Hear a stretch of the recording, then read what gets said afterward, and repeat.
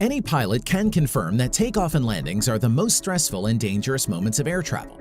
Besides, smooth takeoffs and landings depend not only on the aircraft, but also on the airport where the action takes place. From the inside, airport operations resemble life of a city-state.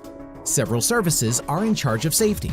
Police and security keep order, while firefighters monitor potential sources of fire and smoke. Technical staff double-check serviceability of the aircraft components and readiness of the runway.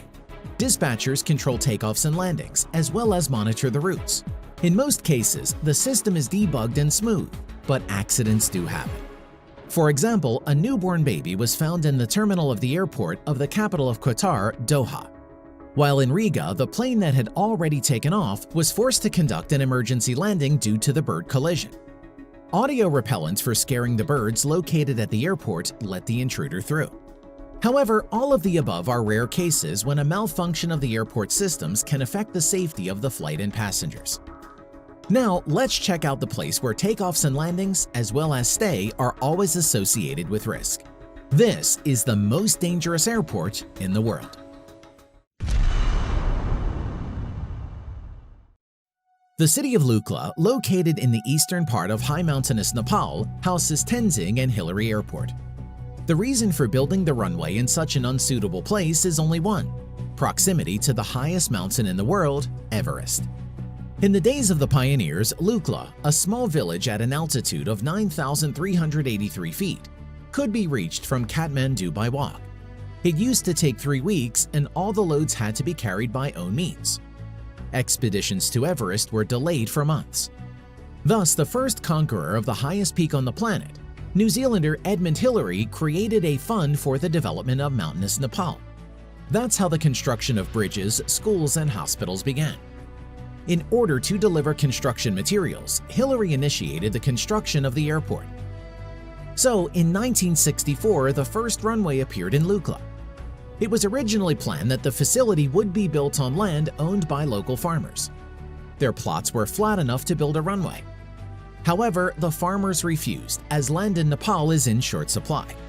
Therefore, Hillary bought the site from the Sherpas for $2,650 and also attracted these people to the construction of infrastructure facilities. The first runway was simply covered with gravel and asphalted later. Only in 2001, a 1,729-foot long and 98-foot wide concrete runway was built.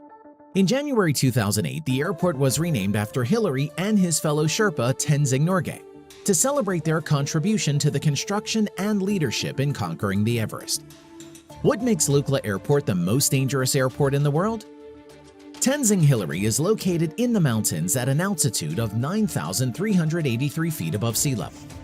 As we've already mentioned, the length of the runway is only 1,729 feet. It is officially one of the shortest runways in the world. Moreover, it is located at a slope of 12 degrees. The difference in height between the ends of the strip is 196 feet. From one side, there is a cliff of about 2,296 feet. On the other side, a rock with a height of 13,123 feet. The cliff side end number 6 is used for landings. The rock side, the number 24, is intended for takeoffs. The numbers were designated not to confuse where to take off and where to land. A narrow mountain gorge where planes fly in during landings is a difficult place to maneuver. Therefore, landing in Lukla is carried out only manually, in accordance with the visual flight rules. There is no other way to land, no radars either, only a radio station available. There is also one control tower and a small terminal. Interestingly, the airport has no display boards or other information on flights, departures, and arrivals.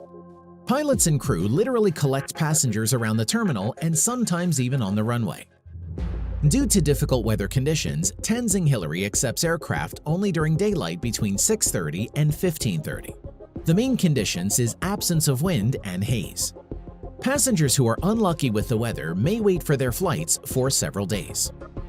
There have been more than a dozen incidents and aviation accidents in the history of the airport, including several catastrophes. Most often, accidents occur during landing, and their reason is very difficult weather conditions in the region. Airplane doors used by the locals to build their gardens' fences evidence that the airport is not that simple. Well, if you think about it, a bit over 10 serious incidents in 56 years of the airport's operation in such an extreme location is not that much. A low accident rate is achieved due to special requirements for aircraft and pilots training. Only specific short takeoff and landing aircraft can operate in Lukla.